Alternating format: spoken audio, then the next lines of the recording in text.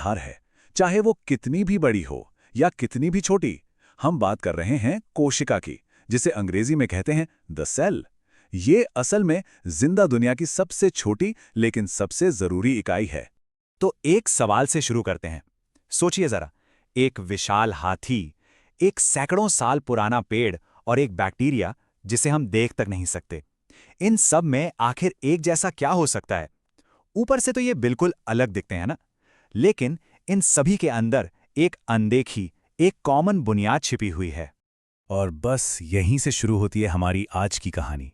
इस धरती पर जीवन में इतनी तरह की वैरायटी होने के बावजूद भी उनकी बनावट और उनके काम करने के तरीके में एक गजब की समानता है, और वो समानता है कोशिका। इसे समझने का सबसे आसान तरीका है एक बिल्डिंग का एग्जाम्पल लेना। देखिए, जैसे एक एक ईंट जोड़कर एक पूरी इमारत खड़ी होती है, ठीक वैसे ही सभी जिंदा चीजों का शरीर, चाहे वो कोई पौधा हो या जानवर, अनगिनत कोशिकाओं के मिलने से ही बनता है। लेकिन सवाल यह है कि जिंदगी की इस सबसे जरूरी ईंट के बारे में हमें पता कैसे चला। इसकी जो खोज थी वो साइंस के लिए एक बहुत बड़ा पल था, एक ऐसा पल जिसने एक पूरी की पूरी नई दुनिया के दरवाजे ही खोल दिए।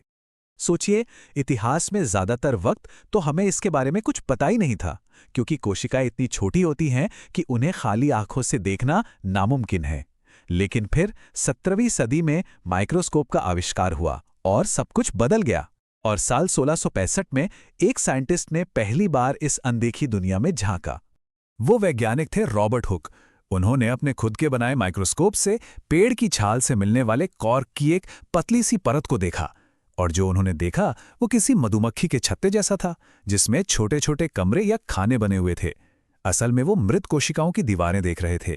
हुक को जो वो छोटे छोटे कमरे जैसे दिखे ना, उन्हीं से सेल शब्द निकला। देखिए, लैटिन भाषा में सेला का मतलब होता है एक छोटा कमरा, और ये नाम उन स्ट्रक्चर्स के लिए एकदम परफेक्ट था।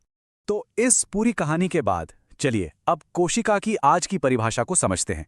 सीधी सादी भाषा में कहें तो कोशिका ही वो ईंट है जिससे शरीर बनता है, और यही वो फैक्ट्री भी है जहां जिंदगी के लिए जरूरी सारे काम होते हैं। अच्छा, अब जब ये समझ आ गया है कि कोशिका क्या है, तो एक और मजेदार बात जानते हैं। सभी जिंदा चीजों में कोशिकाओं की गिनती एक जैसी नहीं होती, और ये एक बहुत बड़ा फर्क पैदा करती है।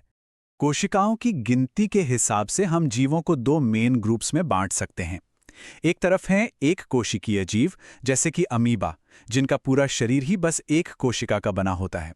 और दूसरी तरफ हैं बहुकोशिकीय जीव, जैसे हम इंसान या फिर केंचुए, जिनका शरीर लाखों करोड़ों कोशिकाओं से मिलकर बना है। लेकिन कहानी सिर्फ गिनती पर ही खत्म नहीं होती।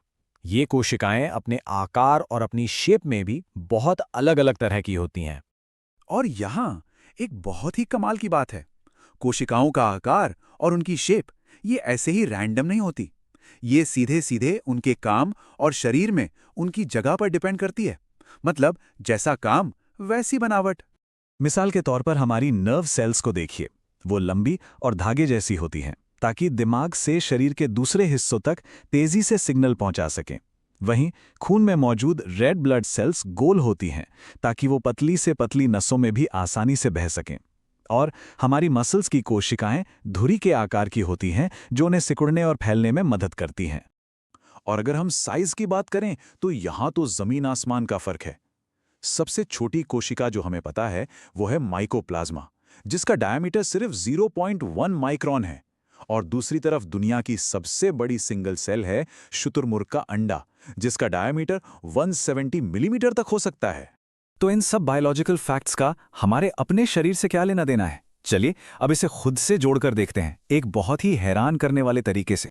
क्या आप जानते हैं कि हमारी त्वचा की जो सबसे ऊपरी परत है वो असल में मरी हुई कोशिकाओं यानी डेड सेल्स से बनी है? और ये परत हमेशा एक जैसी नहीं रहती, ये लगातार झड़ती रहती है और इसकी जगह नई कोशिकाएं लेती रहती हैं। मतलब हमारा शरीर लगातार खुद को रिन्यू करता रहता है। और ये आंकड़ा तो शायद आपको चौंका देगा। एक एवरेज इंसान हर साल लगभग 4 किलोग्राम त्वचा कोशिकाएं झाड़ देता है। जी हां, 4 किलो। ये इस बात का कितना जबरदस्त सबूत है कि हमारे शरीर में सेलुलर लेवल पर हर वक्त कितनी हलचल होती रहती है।